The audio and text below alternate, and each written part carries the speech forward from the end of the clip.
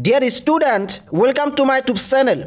আজি মেট্ৰিকৰ সোশিয়াল সায়েন্সৰ পৰীক্ষা আছিল আৰু ছাত্ৰ-ছাত্ৰীসকলে কোৱা মতে এই পৰীক্ষাৰ প্ৰশ্ন কাকত বহুত টান হৈছে।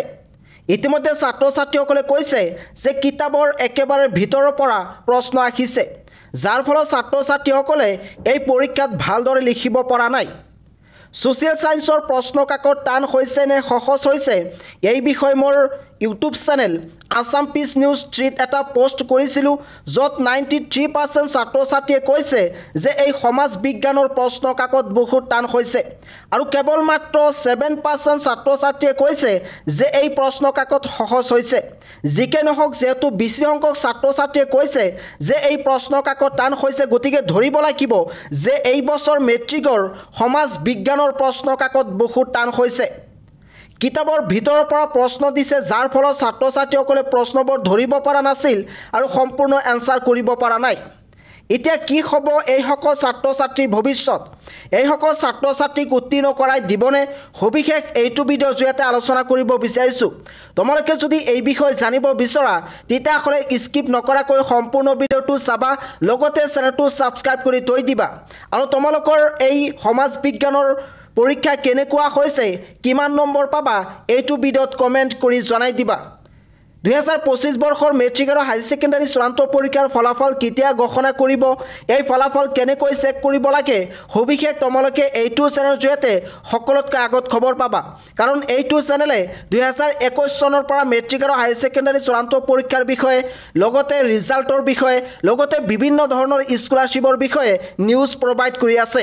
গতিকে পলম কিয়, এতিয়াই তোমালোকে চেনেলটো ছাবস্ক্ৰাইব কৰি থৈ দিয়া।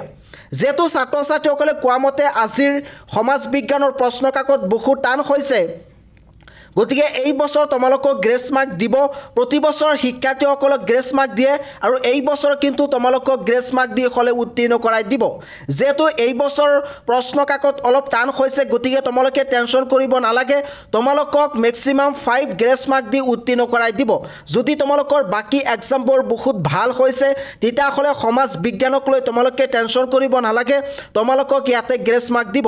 আৰু ইতিমধ্যে গ্ৰেছ মাৰ্কৰ বিষয়ে মই বহুতকেইটা ভিডিঅ' বনাইছোঁ, সেই ভিডিঅ'বোৰ মোৰ ইউটিউব চেনেলত আছে, তোমালোকে চাই ল'বা।